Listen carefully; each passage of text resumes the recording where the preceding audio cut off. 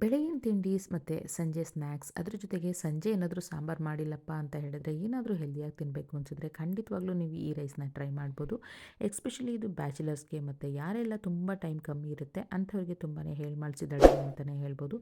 ಏನಪ್ಪ ನಾನು ಇದ್ರ ಬಗ್ಗೆ ಹೇಳ್ತಾ ಇರೋದು ಅಂದರೆ ಇವತ್ತಿನ ವೀಡಿಯೋದಲ್ಲಿ ನಾನು ಎಗ್ ರೈಸ್ ಬಗ್ಗೆ ತಿಳಿಸ್ಕೊಡ್ತಾ ಇದ್ದೀನಿ. ಸೊ ಬನ್ನಿ ಇವಾಗ ಎಗ್ ರೈಸ್ನ ಡೆಲಿಷಿಯಸ್ ಆಗಿ ಯಾವ ರೀತಿ ಮಾಡೋದು ಅಂತ ಹೇಳಿ ನೋಡ್ಕೊಂಡು ಬರೋಣ. ಒಂದು ಫ್ರೈಯಿಂಗ್ ಪಾನ್ಗೆ ಸ್ವಲ್ಪ ಎಣ್ಣೆ ಹಾಕಿ ಸ್ವಲ್ಪ ಸಾಸಿವೆ, ಜೀರಿಗೆ, ಕರಿಬೇವಿನ ಸೊಪ್ಪು ಹಾಕಿ ಫ್ರೈ ಮಾಡ್ಕೊಬೇಕು. ಅದ್ರ ಜೊತೆಗೆ ಶುಂಠಿ ಮತ್ತು ಬೆಳ್ಳುಳ್ಳಿನ ಹಾಕಿ ಚೆನ್ನಾಗಿ ಎಲ್ಲ ಫ್ರೈ ಮಾಡ್ಕೊಬೇಕು.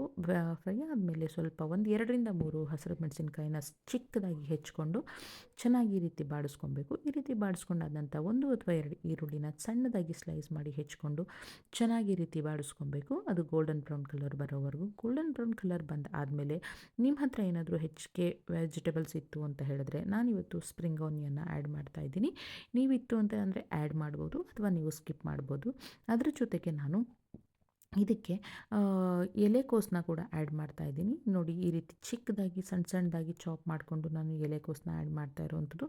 ನಿಮ್ಮ ಹತ್ರ ಏನಾದರೂ ಎಲೆಕೋಸ್ ಇಲ್ಲ, ಸ್ಪ್ರಿಂಗ್ ಆನಿಯನ್ ಇಲ್ಲ ಅಂದರೆ ಪರವಾಗಿಲ್ಲ, ಇದನ್ನ ನೀವು ಡೈರೆಕ್ಟಾಗಿ ಮಾಡ್ಕೊಬೋದು. ನೆಕ್ಸ್ಟ್ ಅದಾದಮೇಲೆ ಸ್ವಲ್ಪ ಅರಿಶಿನ ಪುಡಿ, ಮೆಣಸಿನ ಪುಡಿ ಮತ್ತು ಜೀರಿಗೆ ಪುಡಿ ಮತ್ತು ಕಾಳು ಮೆಣಸಿನ ಪುಡಿ, ಸ್ವಲ್ಪ ಖಾರದ ಪುಡಿ ಮತ್ತು ಸ್ವಲ್ಪ ಗರಂ ಮಸಾಲ ಪೌಡರ್ ಇದಿಷ್ಟನ್ನು ಆ್ಯಡ್ ಮಾಡಿಕೊಂಡು ಕ್ಲೀನಾಗಿ ಎಲ್ಲನೂ ಸಾರ್ಟ್ ಮಾಡ್ಕೋಬೇಕಾಗತ್ತೆ. ಆವಾಗ ಚೆನ್ನಾಗಿ ಮಸಾಲ ಹಿಡಿದಿರುತ್ತೆ. ಮತ್ತು ರುಚಿಗೆ ತಕ್ಕಷ್ಟು ಉಪ್ಪನ್ನ ಆ್ಯಡ್ ಮಾಡಿಬಿಟ್ಟು ನಮಗೆ ಎಷ್ಟು ಪ್ರಪೋರ್ಷನ್ಗೆ ಎಷ್ಟು ಮೊಟ್ಟೆ ಬೇಕು, ಎಷ್ಟು ಜನ ಇದ್ದೀವಿ ಅದಕ್ಕೆ ಅಳತೆಗೆ ತಕ್ಕಂಗೆ ನಾವು ಮೊಟ್ಟೆನ ಆ್ಯಡ್ ಮಾಡಿಕೊಂಡು ಮೊಟ್ಟೆನಲ್ಲಿರುವಂತಹ ಕಂಪ್ಲೀಟ್ ನೀರಿನಂಶ ಎಲ್ಲ ಹೋಗೋ ಥರ ಚೆನ್ನಾಗಿ ನಾವು ಫ್ರೈ ಮಾಡ್ಕೊಬೇಕು. ನೋಡಿ ಈ ರೀತಿ ಚೆನ್ನಾಗೆಲ್ಲ ಫ್ರೈ ಮಾಡ್ಕೊಬೇಕು.